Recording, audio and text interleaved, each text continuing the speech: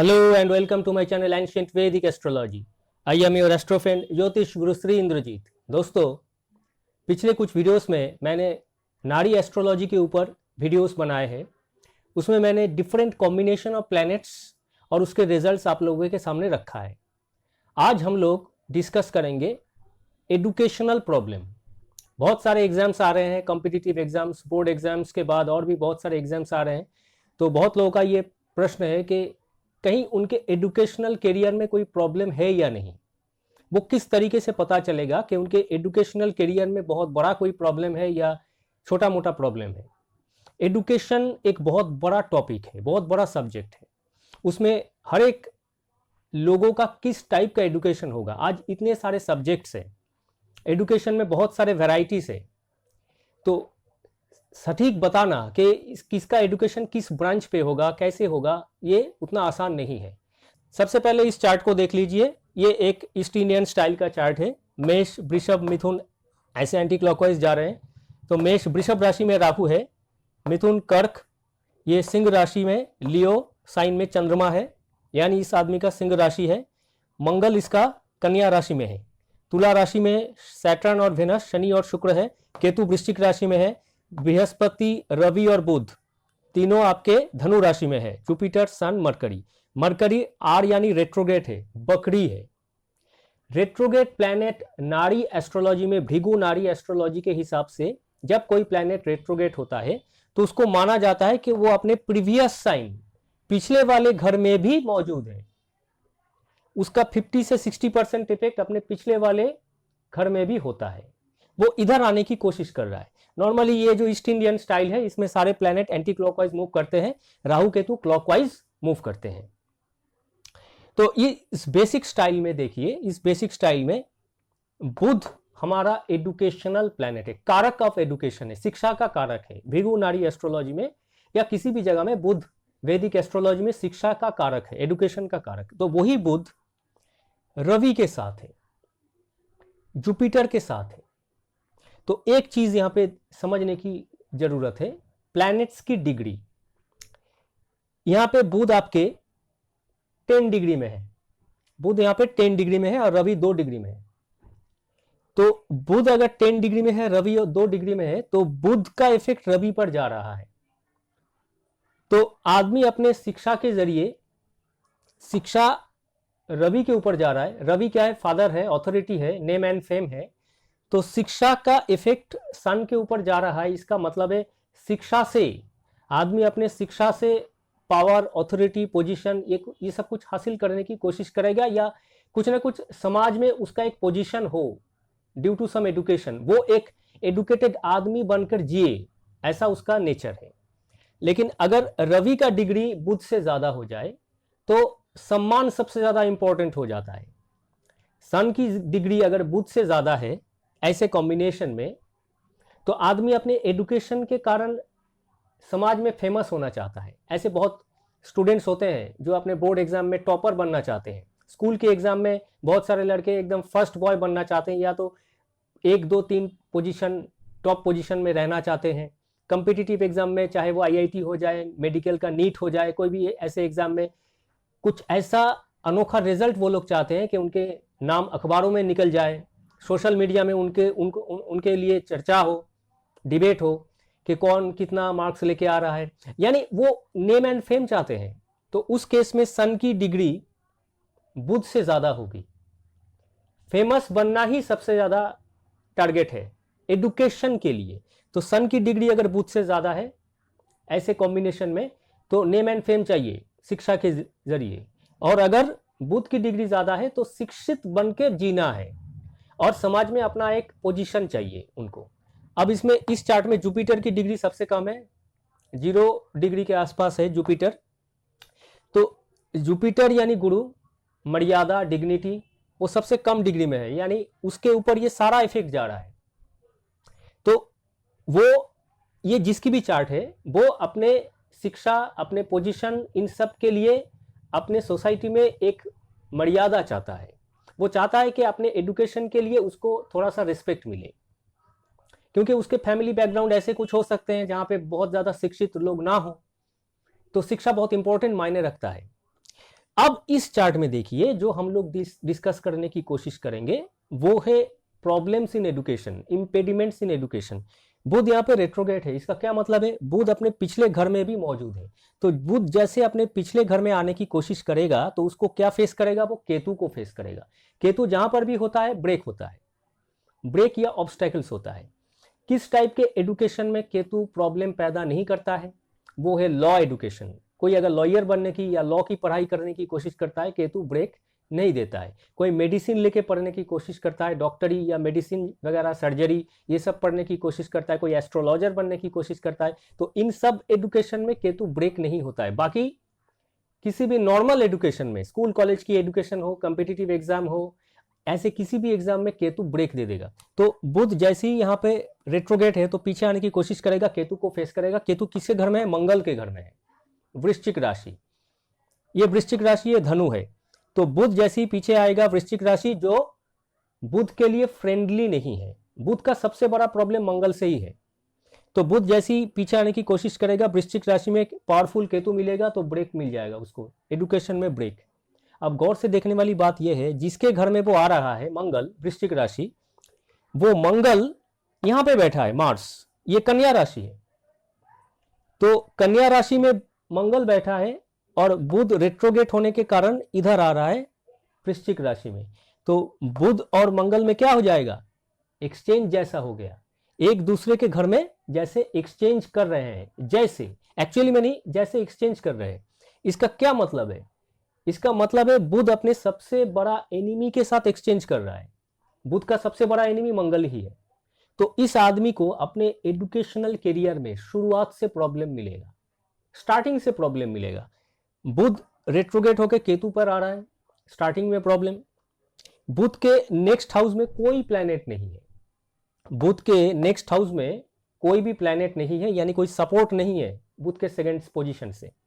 बुध सिर्फ रवि और जुपिटर के साथ है, गुरु और पिता, इनका थोड़ा सा मदद मिलेगा, लेकिन वो लोग खास कुछ नहीं कर पाएंगे, इनकी डिग्रियां कम है। बुध यहां आने की कोशिश करेगा तो रेट्रोगेट के चलते हुए उसको ब्रेक मिलेगा। मंगल से एक्सचेंज हुआ है, डाइहार्ड एनिमी, तो उसको एडुकेशन में लंबा ब्रेक मिल सकता है, या ऐसा कुछ माहौल बन जाएगा, सिचुएशन बन जाएगा जिसके चलते हुए एडुकेशन को आगे बढ़ा ही नहीं पाएगा। तो इस आदमी का क्लास 10th के पोजीशन से ही एडुकेशन में ब्रेक है। और इस आदमी ने अपने 20 साल की उम्र में क्लास 10th का एग्जाम दिया, जो कि 15-16 साल में दे देना चाहिए था। क्लास 10th का एग्जाम देने में इसको इतने साल, 4-5 साल 6 साल गैप हो गया, तो 20 साल की उम्र में इसने अपने क्लास 10th का एग्जाम दिया था। अब बुध जब आगे बढ़ेगा, देखिए बुध को सामने कोई सपोर्ट नहीं है। बुध जब आगे बढ़ेगा तो सबसे पहले उसको राहु मिलेगा। राहु एक माया है, एक इल्यूशन है। राहु हमेशा आपको भ्रमित करता है। तो बुध जब आगे बढ़ेगा, शिक्षा के बारे में उसको कोई भ्रमित करेगा, यानी कोई गलत इंफॉर्मेशन दे देता है। हम जाते हैं ना, हमारे मेंटर्स के पास, गुरुओं के पास जाते हैं, या किसी को पूछते हैं, आसपास में पूछते हैं, अपने फ्रेंड्स रिलेटिव्स को पूछते हैं, भाई तुमने क्या किया, तुमने क्या किया, ये सब पूछते हैं, क्या करना चाहिए, सलाह लेते हैं। तो उसको भ्रमित करेगा लोग, उसको गलत इंफॉर्मेशन मिलेगा, उसके लिए उसके ज़िंदगी में, एजुकेशन में और भी प्रॉब्लम आएगा। उसको कोई बताएगा कि तुम ये कर लो, तुम वो कर लो, तुमको टेक्नोलॉजी करनी चाहिए, करनी चाहिए, तुमको इस तरीके से करना चाहिए, लेकिन भ्रमित हो जाएगा वो उनके सलाह अगर लेगा तो वो गलत रास्ते में जाएगा। इस आदमी को किसी ने कहा कि तुम पॉलिटेक्निक कर लो।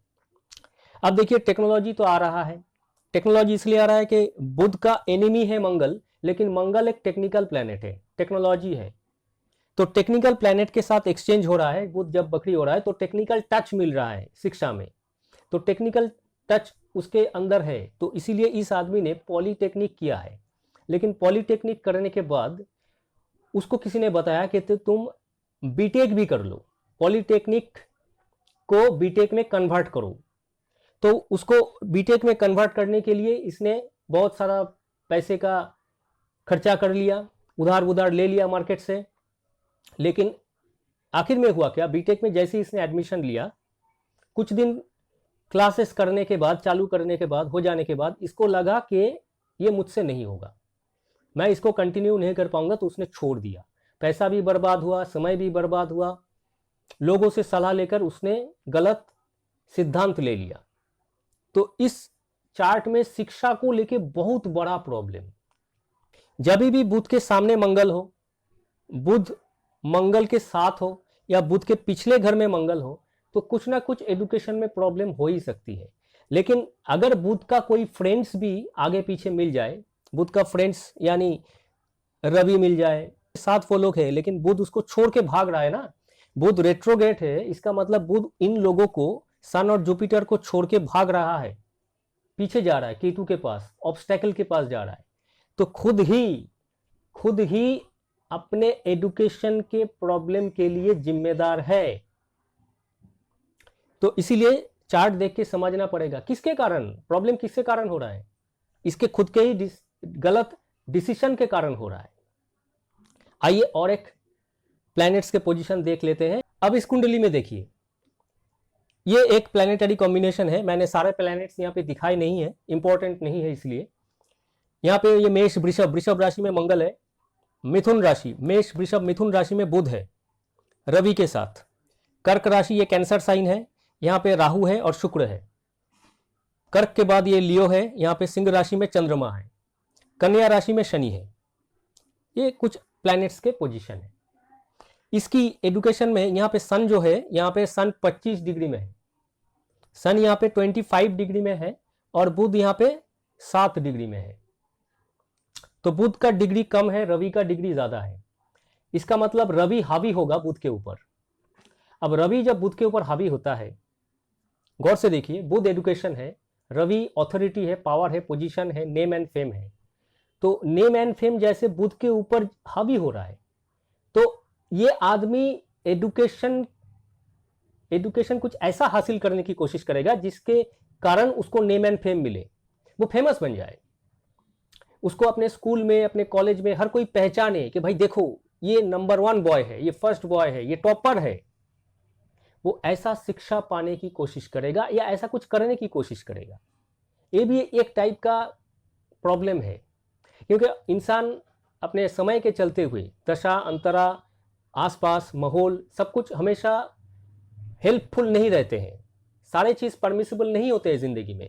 तो इंसान जो कुछ भी चाहता है वो ऐसा नहीं कि जरूरी कि वो हो जाएगा। तो ये एक टाइप का प्रॉब्लम है। वो चाहता है कि ऐसा कुछ हो जाए या ऐसा कुछ करने की वो जी तोड़ मेहनत करेगा, कोशिश करेगा। तो बुध और रवि का ये कॉम्बिनेशन, बुध अपने ही घर में है तो शिक्षा पाने की कोशिश करेगा, बेहतरीन एजुकेशन लेने की कोशिश करेगा। लेकिन बुध के पहले घर में, बुध के द्वादश में मंगल है, बैकग्राउंड में प्रॉब्लम है। मंगल जो ऑब्स्टेकल्स यहाँ पे बुध के लिए बना रहा है वो बैकग्राउंड में हो रहा है, यानी उसको मंगल को पार करके बुध आया है। यहाँ पे कोई भी रेट्रोगेट नहीं है, बकरी नहीं है, तो मंगल पीछे उसको प्रॉब्लम बना रहा है, पीछे से धकेल रहा है, प्रॉब्लम बना के पीछे से धकेल रहा है बुध को।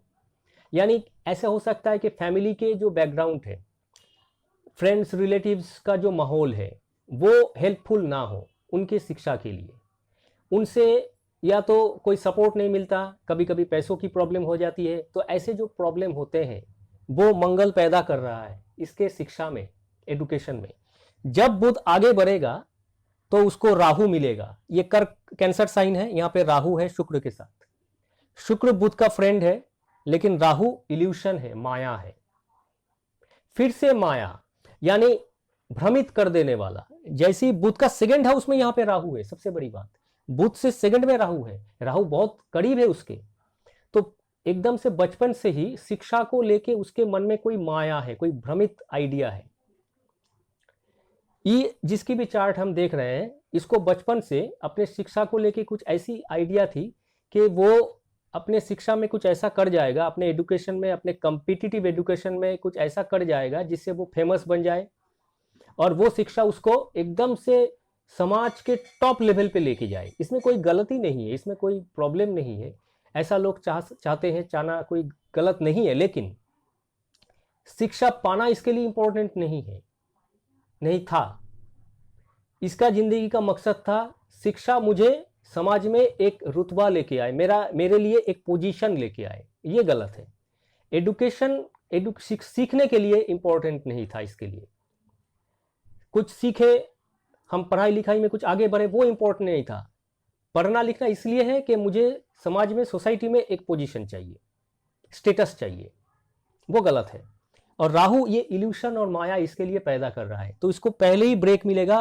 पिछले घर में मार्स है तो ब्रेक तो माहौल में है ही। जैसे ही आगे बढ़ेगा राहु इल्यूशन पैदा करेगा, साथ में शुक्र है, इसीलिए ये ब्रेक के बाद भी 2-3 साल ब्रेक के बाद भी एडुकेशन कंप्लीट कर पाएगा।